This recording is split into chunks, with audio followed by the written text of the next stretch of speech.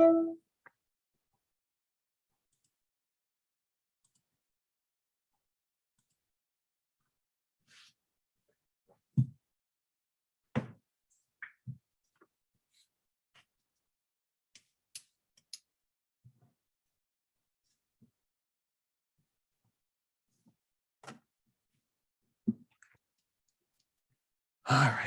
right, everybody, we'll go ahead and get started. I want to be cognizant of everybody's time. Thanks for everybody for tuning in today for our first Safety Council of the new fiscal year, if there's such a thing during all of this change with the BWC and with Safety Council. Normally, I'd be standing up here giving you all the requirements that you have to do in order to get your rebate, but we know that that's all on hold right now, at least until this time next year. So as far as I know, we're going to be fully remote for the next 12 months. The BWC sort of went that way way before anybody else thought that that was going to have to be something that happened. So I will say that, you know, maybe they knew something more than what we knew at the time. But regardless, we're here. We're glad to have you guys still participate as much. I will turn it over to John Canning real quick from the BWC if he has any announcements. John. Thank you, Tony. No real announcements. We're doing a slow rollout with some of our services, so maybe, fingers crossed, we get to see each other in person instead of in video. But we're still doing almost everything virtually. Most of our classes, our in-person classes, have been canceled. So we're continuing to do the webinars, and we're trying to develop a way to reach out and give you the class that you might need or the class that you might want. But yeah, we're still in the virtual mode for the time being and into the future. Okay, thanks, John. I heard an interesting story on NPR yesterday on my way in, and one of the things that they talked about was heat stroke and heat related illnesses as far as safety goes. It was very interesting. They said OSHA really has not ever recognized heat stroke as something to be protected, protecting your employees from. So I'll be curious to see if perhaps something about that changes in the near future, because I think the more the temperature continues to go up and the more we have people working out there in the heat and the extreme heat, you know, it may be something that we need to talk about even, you know, here within our own manufacturing and agricultural businesses here in Lorain County. So it'll just something to think about, John. With that, obviously the star of the show here today is Dave Covell. Dave and I are on a twice a month call. Was monthly for a while when everything was going a little bonkers, or a little more bonkers than it is right now. But Dave has sort of kept us all informed. And with that, I'm just going to turn it over to Dave to talk about what we're experiencing now, what we can expect, and what this is going to look like for the next few weeks and months. So thanks, Dave.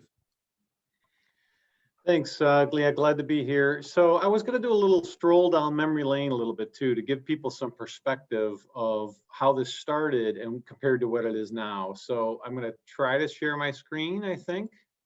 Hold on here.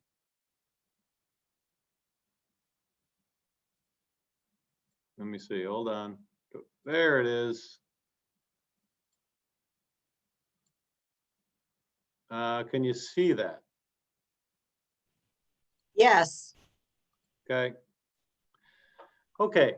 So I just want to talk a little bit about the beginning and where it all started, and kind of go through this real quick, and then talk about what's next and where we think we're going to be going next. So first, you know, here at Lorain County Public Health, just as a reminder, we do a lot of things all the time, right? People know this, that, you know, we give out immunizations, and we do food inspections, and we, you know, help with car seats and a variety of other things. And so one of the things that we've always done is we follow illness. So in other words, if your child had salmonella, one of our nurses would call you and say, hey, you know, during 6 to 72 hours prior to symptoms, what possible exposures was there? Do you have a lizard at home? Did you eat in a particular place or something like that? So this idea of tracing back illness is something we've always done. And so it's just not in the headlines as much as it has been now.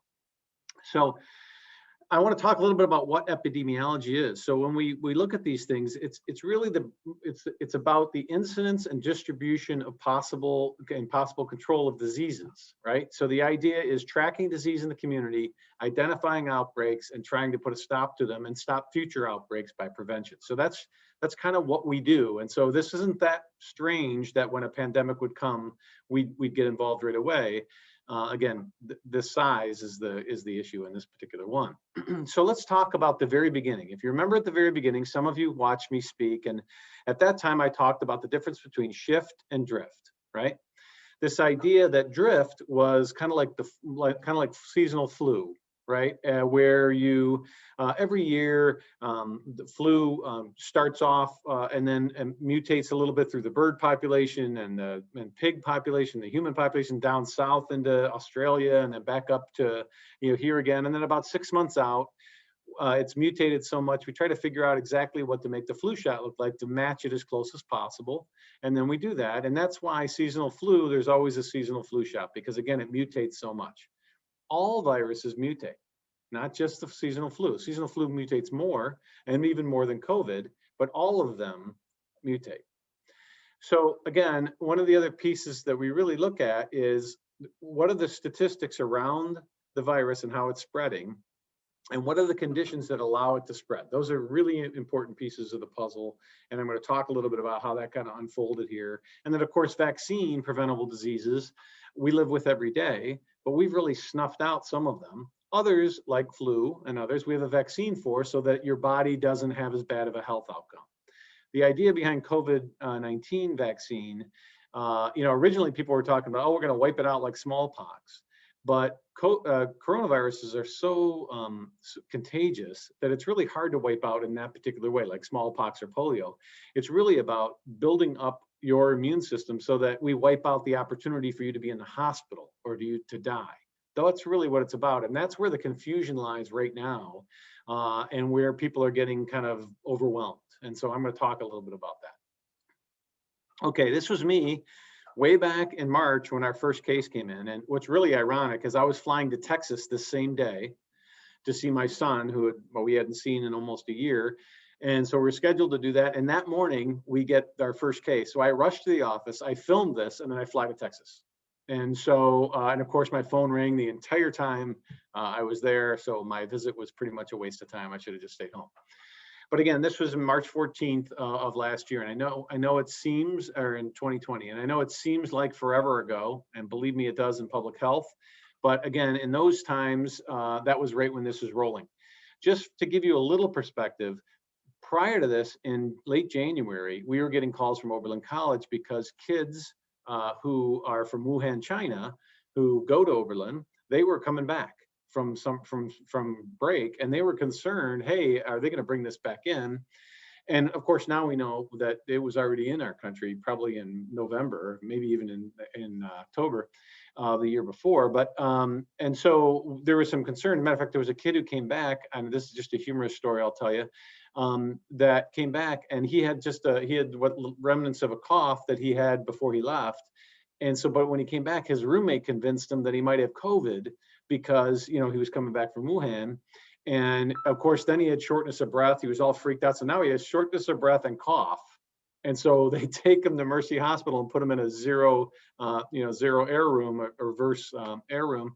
And my nurse has to go rescue him from that particular. Now it turns out the kid didn't have COVID. He was just freaking out because his roommate had said he might. So anyway, so that was kind of my life at the beginning. Then, as we started to roll this thing forward, we really brought all our connections together, and so many of you are those connections. And so our relationships with fire and police and EMA and restaurants and all the different businesses that were struggling, many of those relationships were really, really strong, and that we just built on them. So for us, we've been practicing mass vaccination with our flu clinics for years. And so that really helped. And I'll talk about that when we talk about the flu, or talk about the vaccine. But that really helped when it came down to, it wasn't the first time we met someone during an emergency. And that was a really big piece. The other piece was helping businesses try to figure out, okay, well, how are we supposed to operate now? We had a lot of food services that really, they were really not used to doing carry out. They were really only a sit down restaurant. And so now they had to, in order to stay alive, they had to pivot to carry out. And so our sanitarians were helping them try to figure out, okay, this is how to do it safely. This is the change you need to make, and trying to help them, through some of the rules. And if you remember, all the guidance kept changing every week. So we were getting hundreds of calls to try to help people figure out what to do next. And then, of course, school started up again. And so we had to kind of walk through school. Now, we knew from businesses that if they wore a mask and stay 6 feet apart, it wouldn't spread in the business. So when we came to school season, our superintendents were on board. We had already kind of walked through this all summer long. Like, this is the way it's working in business, and it is working in manufacturing, that you're not having it spread. So if you do these things, it won't spread in the school. And what do you know? It didn't. Once we set up those policies, it barely spread in our schools at all. How it spread was basically in extracurricular activities, kids hanging out at sleepovers and stuff like that. So anyway, so this is kind of how we spent July through September, is really getting ready for schools and helping businesses kind of move forward. So I want to give a little bit of perspective. So here's what our case count looked like throughout this whole time. Okay, and then all of a sudden, last fall, it really started to spike. And even though it wasn't spreading much in our schools, it was still spreading wildly in our community. Matter of fact, we peaked out the week of December 10th at 1,500 cases a week. So that was the max we are. Now, right now, we have about 300 active cases throughout the whole county. So that's about 150 a week, a little over 150 a week. We have some probables, so that puts us over, over about 100 per 100,000. So we're about, I would say we're about 600 total between probable and confirmed cases. But again, that's not even close to 1,500. And so we're more like last summer right now than we are this past fall. And of course, this is what my head vaccine nurse opening the first box of vaccine that showed up. And you'll notice that the curve started coming down as soon as that vaccine started getting out in the community.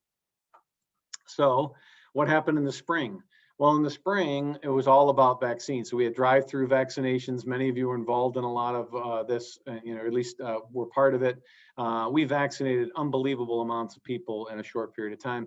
And I said this early on, we could have vaccinated 40,000 people a week if we were at full capacity. The vaccine just wasn't fast enough for us to even do that. But so as soon as the vaccine was in, we were vaccinating. So we were averaging about 15,000 a week for most of the time. Sometimes we'd do 30, sometimes we'd do 40. It would depend on the week with the week. And then we also use the zip code map to really kind of look at where are the target areas where people aren't getting vaccinated, so that we can actually try to figure out, how to reach those folks. So that's how we spent the spring here. But here's what I want to talk a little bit about. So you can see at the end of this graph is the month of July, and the end of July when we started to go up, and August is just, again, still slightly up. But you can see that's more like last summer than it is like the fall. And so even though the Delta variant is out there and it is much more contagious, it spreads faster, it mostly spreads among the unvaccinated. We don't have a lot of vaccinated people that become breakthrough cases. About 15% of our cases right now are breakthrough. So that's someone who's been vaccinated that get light symptoms, and 0 hospitalizations right now.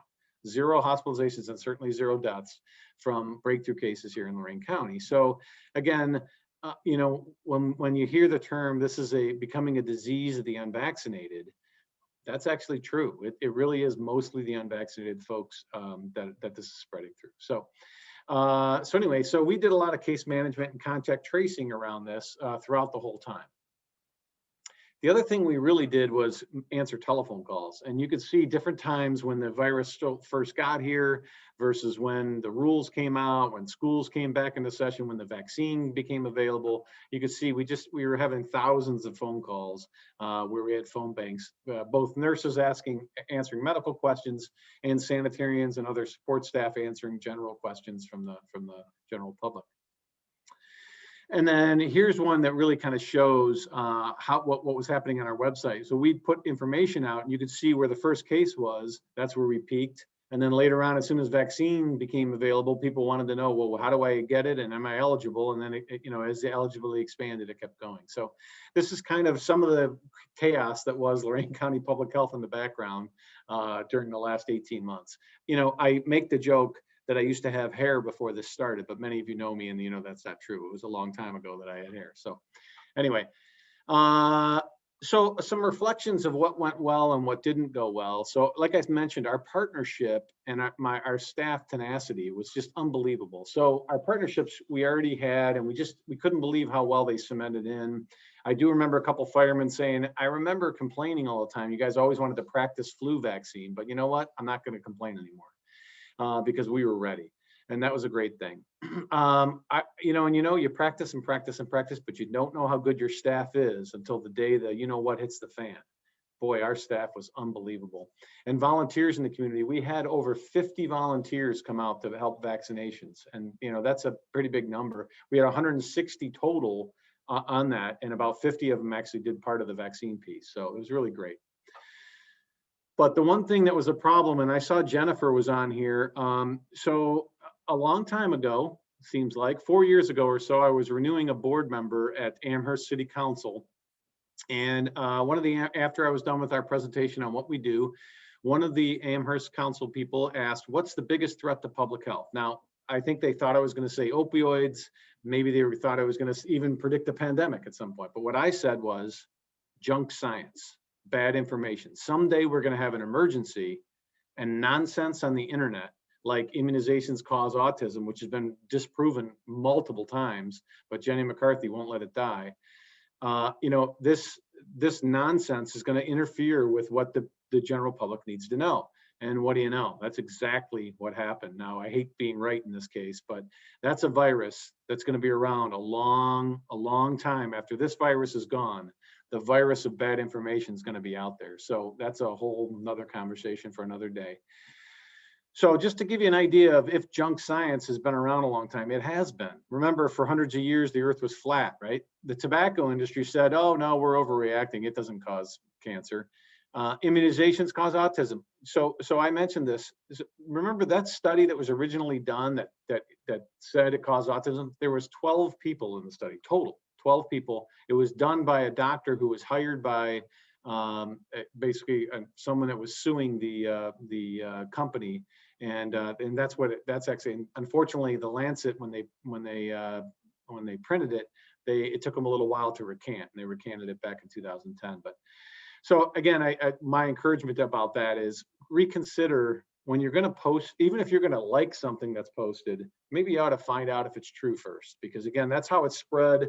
The spreading of information through this device right here is unbelievable how quickly bad information spreads. So anyway, if you want a good read, Manufacturing Uncertainty, Contested Science and the Protection of Public Health and Environment, it's a really good read if you're interested. Maybe you have a little extra time on your hands. When I retire, maybe I'll read it again, just for the fun of it.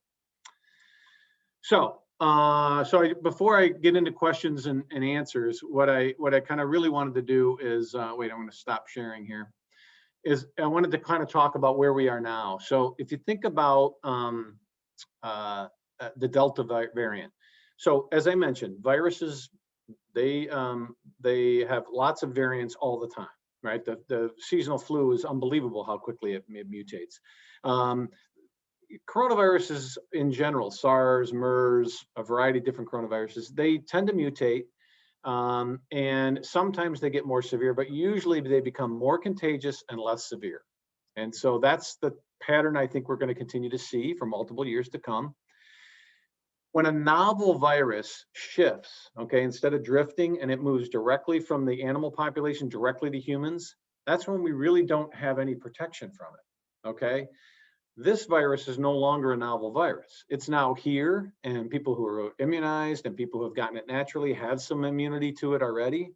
And so over time, it will become less severe for folks, less hospitalizations, less death, but it may continue to be contagious. So it'll go the way of the common cold. So common cold is caused by many different other types of coronaviruses. So that's probably what our future looks like. Over the next few years, this virus will be around. Whether we continue to test for it as much as we do now, it will be debatable. Again, we barely test for flu anymore, let alone coronavirus. So I would say that'll end. And what'll end up happening is it'll become more of a mild virus that we're all already immune to. There was a release of a statement today about boosters and whether we need boosters. And it's the first time in my public health history that some local officials stood up and said something about a vaccine prior to the actual people who approve vaccines saying anything. So, which is a little surprising to me. I was shocked that when they kind of said, hey, we already have a plan of how to roll this out, when ACIP, who's the group of scientists and doctors who actually review them, hasn't even made the recommendation yet. So I was a little surprised by that. Some of that is, I think, some concerns about the Delta variant, which you can understand. But I don't know exactly what boosters would look like for this particular vaccine, because it looks like the Delta variant is just kind of moving around the current vaccine and causing some spread, but not really causing hospitalization and death. So I don't know exactly what that's going to look like. We'll know a lot more in September. I know it came out over the last couple of days that we're definitely having boosters. I would, the jury's still out a little bit on that. I'd wait till September before you hear anything on that. For immunocompromised folks, people who have, they're doing cancer treatment or some other things, those folks maybe didn't have as much of an uptake. So it's not a bad idea for them to get a third dose. But whether the general public will need that or not, we'll let the folks who do this for a living kind of weigh in first before we go too much further on that. The other thing I want to clarify, so we have been dealing with the superintendents a lot. And so, I can't mandate masks. You probably all know that, I hope. That's really a state function. And the states kind of said they're not going to do that. But they're recommending it for people who are not vaccinated, right? That makes sense. If you're not vaccinated, you can spread it more. Vaccinated people can spread it, but it's, again, not that likely because, again, breakthrough cases aren't that common. And someone who has a breakthrough case, giving it to someone else who's vaccinated and them becoming a breakthrough case, you start to do the math on that. And that's like, eventually it's like winning the lottery. So again, the stats are just harder and harder for that to happen. But certainly people who have a breakthrough case can contribute to spread. And so that's why in high spread communities, they're saying, well, maybe you should wear a mask even if you're vaccinated, just to make sure that you don't become a breakthrough case and spread it to someone who's unvaccinated. So the unvaccinated. So this goes back to, I have gotten a lot of pushback by people who have followed the rules the whole way. They said, you know what, we wore a mask and stayed apart to help protect the hospitals at the beginning. Then we tried to protect grandma until she got a chance to get vaccinated. Now you're asking me to wear a mask after I've been paying by the rules. I got vaccinated when you asked me to protect the person who's chosen not to get vaccinated. And that's a little harder ask. And so that's why the governor and other people are struggling with that part, to say, hey, a vaccinated person doesn't have a lot of danger. Even if they get it, it's going to be probably mild. And so this other piece has been a little harder. That's a little harder ask for folks. But kids can still get it, and they can, 11 and under can't get vaccinated. So that's why there's been this push to say, hey, how about if we take care of the kids until it's their turn? Now, kids also don't have as bad of a health outcome. They're usually pretty mild. Occasionally they'll have one, but again, not that often. And so again, it was about, we don't want kids to get it to bring it back to grandma. But now, again, there's parents are saying, hey, how about if we give my kids a break until they get a chance to get vaccinated? And so that seems like a reasonable thing to ask people. And so that's where those recommendations are. Hey, if you're coming to school and your kids can't be vaccinated, please send them with a mask. So anyway, that's kind of where all that discussion is right now. And I think that'll continue for a little bit. I have good news and bad news. These waves almost always follow what happened in Europe, almost always. Since the beginning, it's followed almost identically. In Europe, it lasted about 4 or 5 weeks, and then those case counts started coming down, and we're about 3 weeks in. So you would assume in the next couple of weeks, those case counts will start coming down again. In Europe, there wasn't a lot of hospitalizations among vaccinated people, and we're not seeing that either. Our hospitalizations are coming from unvaccinated people throughout the country and here in Ohio. So again, vaccinated people pretty well protected. And so really it's just about, we're going to have this little wave. It'll probably go by. The bad news is most likely we'll get another one in November. And so the idea would be, again, the more people we have vaccinated, the more, and so there'll be some people who get it naturally. And so the idea is eventually we'll get to a point where as these waves hit, they'll be very mild and people's reactions will be mild. And once again, a few years from now, we'll be looking back at this saying, oh, now it's this more mild virus. Hey, Dave, that's where it's going. Would that be the variant that comes after Delta? Well, there's been, just so you know, there's hundreds of variants already. And Right. so only the ones of interest are the ones that you're hearing about. So Delta's one, but Lambda's out there. There's a couple others. So far, there hasn't been a really deadly one. It's only been a little more contagious and a little more contagious. So there have been other more mild versions, and those will probably stay around, frankly, because mild, think about this as a virus. So pretend you were a virus and you wanted to spread around, right? You don't want to kill your host. You want to make it more mild so you can spread from person to person, because when people have mild symptoms, they don't do much to protect themselves. We'd like them to stay home when they're sick and cover their cough and wash their hands. But unfortunately, people don't always do that. And so as a virus, you get to spread more and you live longer if you're more contagious and less deadly. So in general, that's how viruses usually spread. So we'll see what the next round looks like. There are a couple out there, like I said, Lambda and a couple others that are of interest. But right now, there isn't another one that's more contagious than Delta. Delta's just flying through the country right now. Okay, that's my long-winded virus 101. Congratulations. You all get a CEU for that if you're in medical school or something like that. So, and then I'm happy to answer questions about, what's next and what should we be thinking about next. Hey, Dave, somebody asked if you could talk about the regular flu just a little bit. Yeah, so last year we had almost no flu mostly because, masking and hand washing and things like that stops the regular flu from spreading too. This year we will have more flu because, again, more people are vaccinated against COVID, so they're not taking the precautions as much. So you're probably going to get a scenario where flu spreads around. And so again, a good idea come November, get your flu shot, because again, you don't want to get the flu either. And that's the other thing with kids. I say this all the time, COVID and, their effect on little kids is about the same as the effect of flu on little kids. But that's not to say flu doesn't affect little kids, and it doesn't affect all of us. Flu does have an effect on our whole community all the time. So again, go get your flu shot, wash your hands, but I think we will have more flu for sure this year. Our flu season starts the second week in December and it goes through March. The best time to get your flu shot is sometime in November. Somebody wants to know, are there tests that can determine between the different strands of COVID? So yeah, so every time you get a COVID test, it is then taken to, that lab is then sent in to find out, if it's Delta or not. I would say this, almost all of the COVID that's spreading now is Delta. We were like probably 3 months ago, there was almost no Delta. Now it's almost all Delta. Again, Delta is really, really contagious. And here's the bottom line. If you haven't gotten vaccinated and you haven't gotten it naturally yet, you're probably going to get it naturally through Delta. And that's just the reality of how contagious this particular strain is. Dave, I think on our call yesterday, you had made a statement, and since you got a lot of HR people in this room here, I think it might be interesting to have you make that same statement. I think you had said if you as a business are going to decide to either tell your employees to mask up or require your employees to get the vaccination, what did you actually say yesterday? Yeah, so again, I know these are hard decisions and you guys got to decide what you want to do.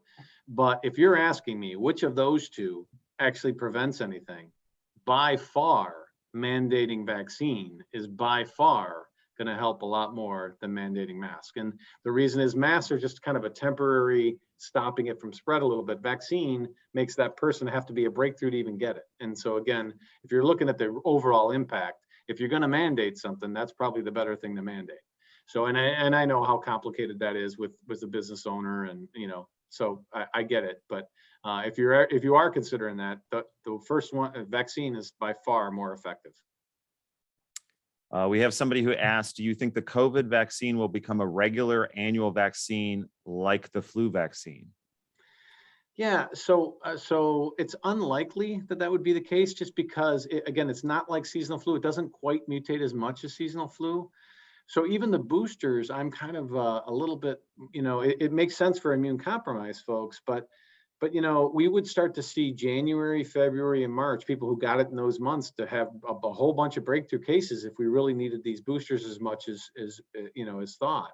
And so we're not really seeing that yet. We are seeing some waning of antibodies in your system, but we're not really seeing like people getting sick, and that's what we would see. So I don't know what the answer to that is. They'll probably be available from now on, so that if you did need one, and you could get one. But I don't know that that's going to become a reality. They're just different types of viruses than seasonal flu.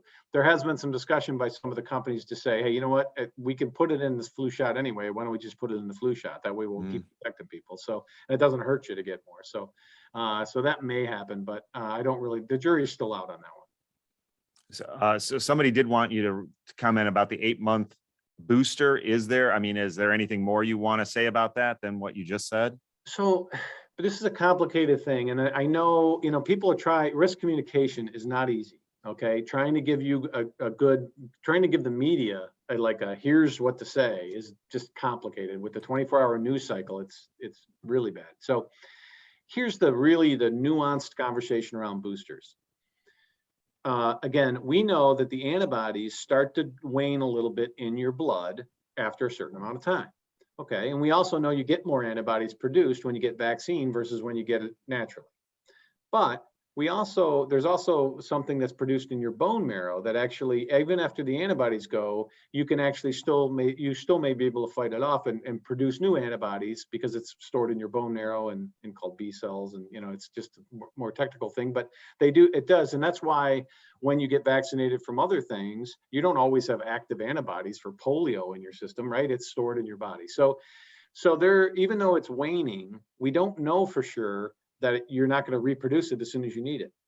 And so that's why it's really complicated to talk about boosters, because it looks like it could be a problem. If you saw in their statement today, they said that could lead to more breakthrough cases for people who got it in January and February, but it hasn't at this point. Right now, we do not have a whole bunch of people who got it in January and February that are breakthrough cases. Breakthrough are pretty much evenly spread among it didn't matter when you got the vaccine. So the answer is a booster of the exact same type of vaccine really even the answer, or is a mutation like Delta jumping the vaccine a little and causing mild symptoms among those vaccinated, in which case would it even be that same booster type of vaccine?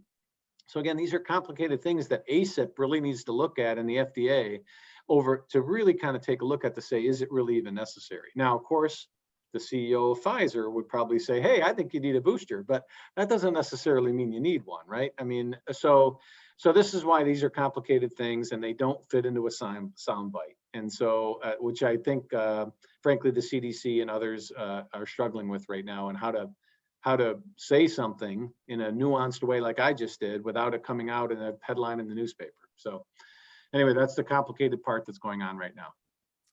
So there was somebody who has a question, Dave, that probably is on a lot of people's minds. I have plans to travel to Key West the third week of September. I am vaccinated with the Pfizer shot. Should I be worried? I would say no.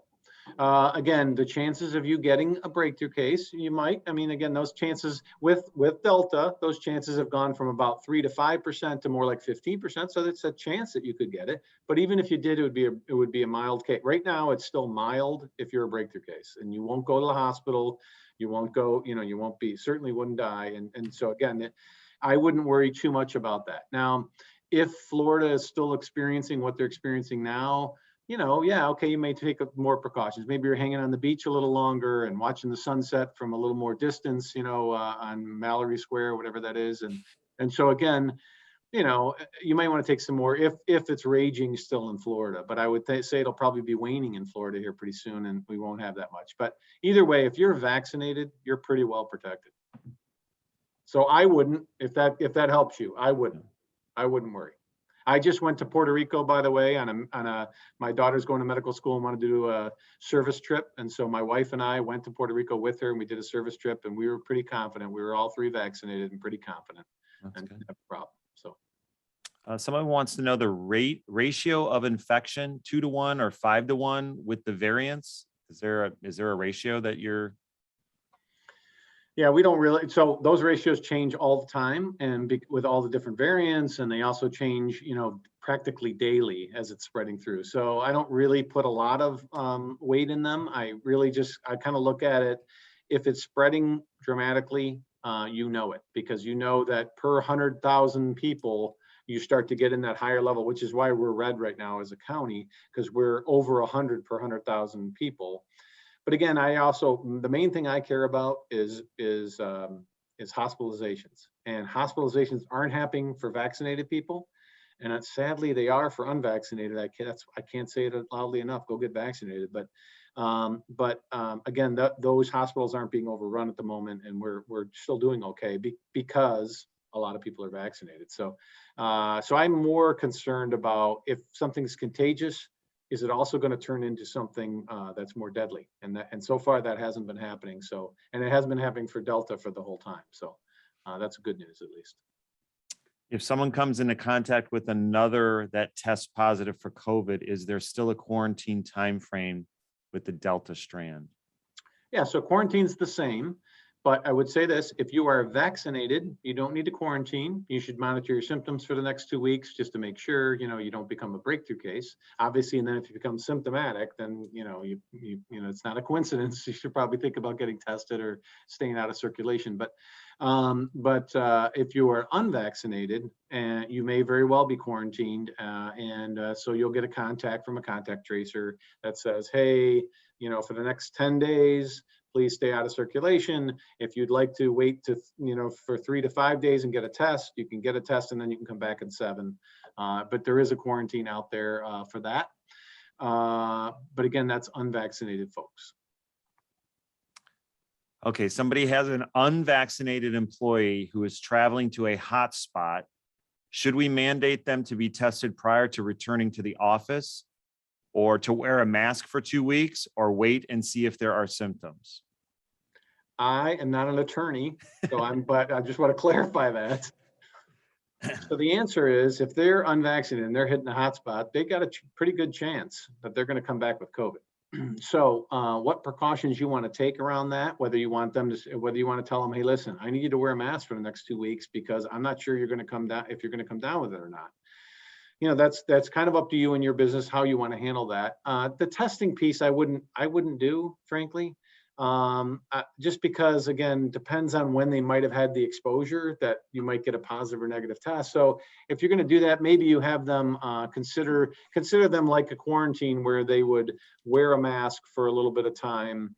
And then after 3 to 5 days, if they get a test, then you can let them not have the mask on anymore if they're negative. I mean, that seems to be a reasonable way to go. And so that might be worth it. But don't test them right when they walk in the door, because frankly, the exposure could have happened yesterday. And which means you wouldn't even start showing for 3 to 5 days. So again, how you want to handle that, I know those are hard ones. But yeah, if they're unvaccinated and they're going to a hotspot, there's a good chance they could come back with it. So somebody wants to know, in your professional opinion, which vaccine would you recommend and why? And I'm going to follow that up with a question here, because we have 3 people in our office and each of us has something different, including somebody who's got Johnson & Johnson, which nobody seems to be talking about as far as, the booster shot or what's going on with that. So, yeah. So first, I have Johnson & Johnson. And so here's why that worked out, because I wasn't going to jump in line, even though we had thousands of vaccines in my fridge. Yeah. There's no way I was jumping in line. So I had to wait for it to go to 55 and over.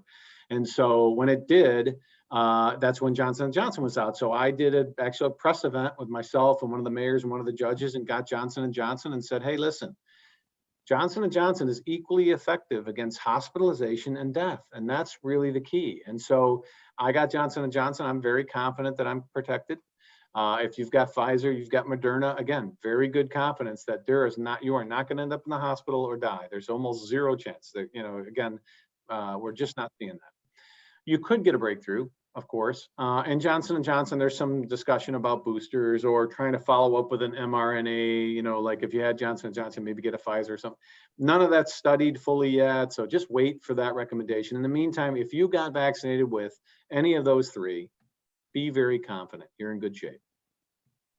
So not necessarily recommending one over the other.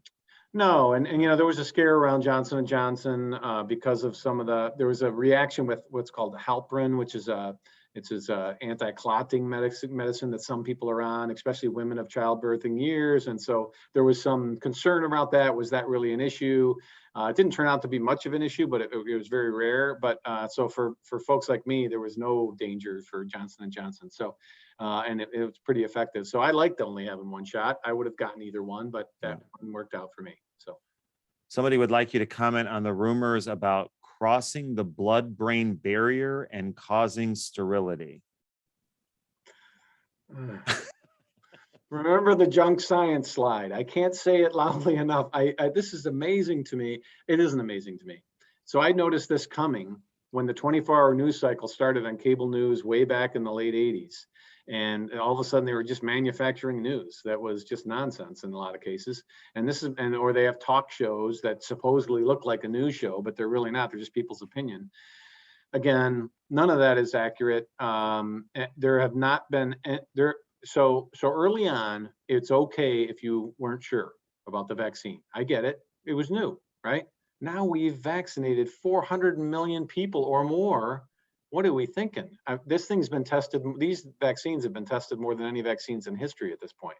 Now there is some longevity. It's only been a year and a half or whatever, a little over a year, about a little over, since COVID really started. And then all of a sudden we came in with the vaccines, and now we're looking at the vaccines over time. And so knowing everything there is to know about a virus and a vaccine, of course we don't know it all.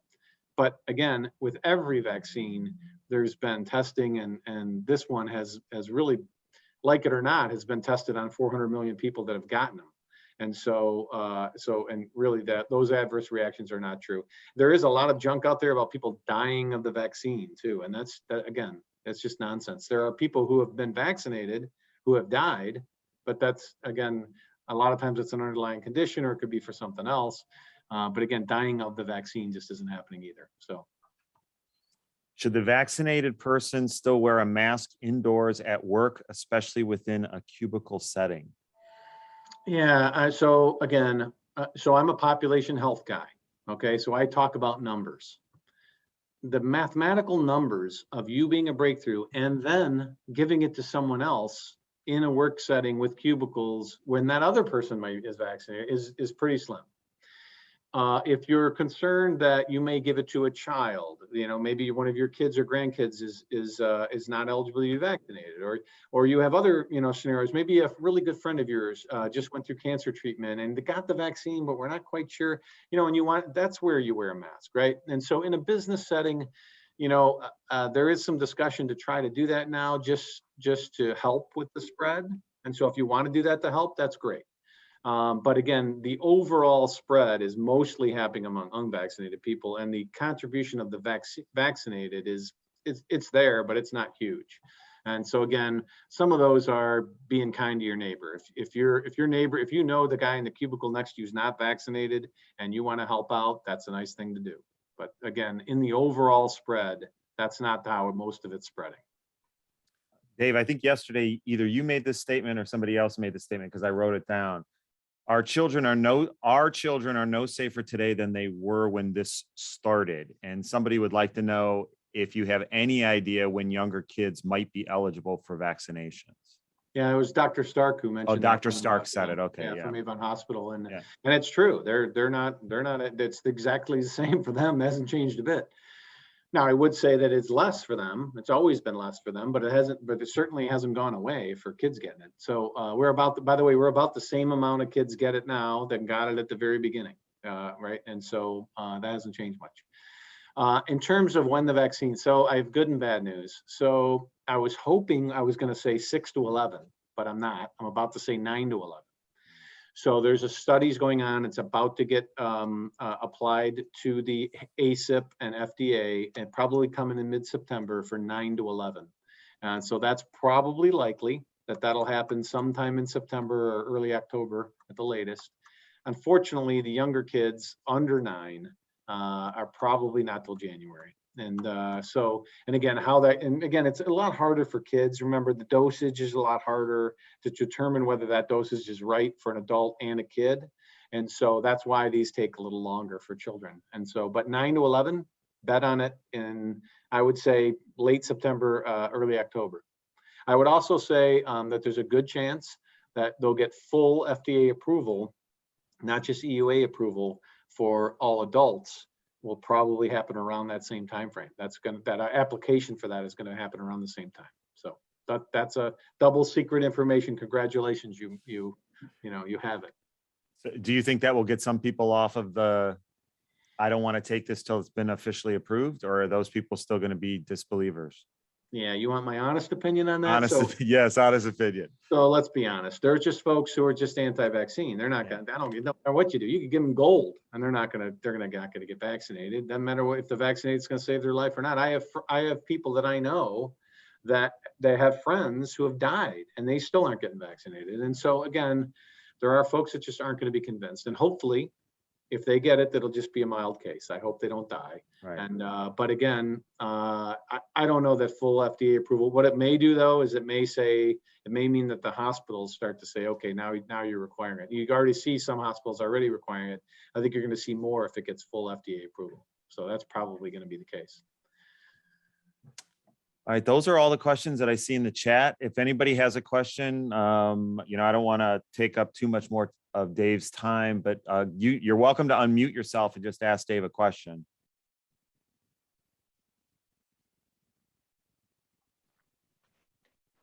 Hi, I just like to say that I am really grateful for what Dave has said. It's so refreshing to hear somebody tell us stuff without hyperbole. I mean, on the left and on the right, we're hearing all sorts of stuff about vaccines and vaccinations, and it's been hard to figure out to believe. Thank you very much, Dave. I really, really appreciate it. Thanks, Jen. Thanks. Mary, did you have a question, Mary? I wondered about regular flu shots for little kids then. Is that going to help them in any way because I think they give that to everybody, right? The regular flu shots? Yeah, the flu shot goes down to a lot younger age. So yeah, and will it help them? So hasn't been, we were worried early on about if you got flu and you got COVID at the same time, oh my gosh, what would happen? That's really hasn't been a big problem. So again, flu shots will help them to defeat the flu, and that's a big key. Flu does have an effect on kids, and so again, an important piece. But will it necessarily help them with COVID? Is there comorbidity? Probably not. It's not that big of a problem in terms of that. So they're both individual viruses with their own individual health outcomes. So.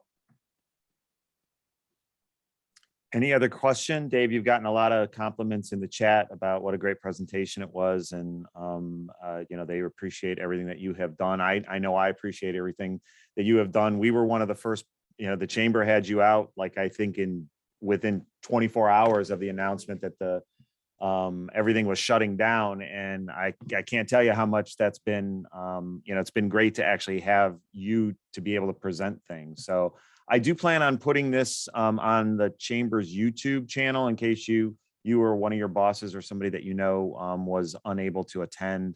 That way you can actually take a look at it. So it would be under the Lorain County Chamber of Commerce's YouTube. We don't have one for the Safety Council, but I will put it under the Chambers for sure. And I'll let Christy send out a link to everybody in case they were unable to hop on today. So gone. If you have any questions, now's the time to ask. And I don't see anything, Dave. I will tell you, I've been doing Safety Council for 15 years, and about once every 3 years, we did a pandemic type of a presentation. Never thought that we would ever have to put it into play. And that the one that always worried me, we also would do an emergency one in case there was a train that overturned near the city with, carrying some deadly,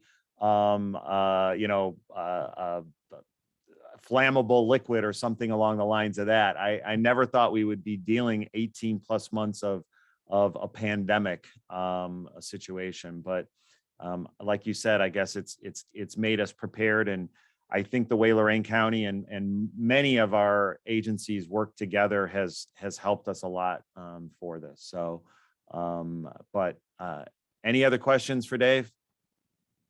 If not, Dave, thanks so much. We really, truly appreciate you. We're lucky. I'd love to tell you good luck when you retire, but I hope you're here for as long as we need you. Yeah, no worries. You're in good hands. There's lots of great people here at Lorain County Public Health. So hang in there. And if you have anything offline, just reach out to me. We're happy to answer questions. So. All right. Thanks, Dave. Yep. Thanks, Great. everybody. Thank you. Yep. We'll see you in September.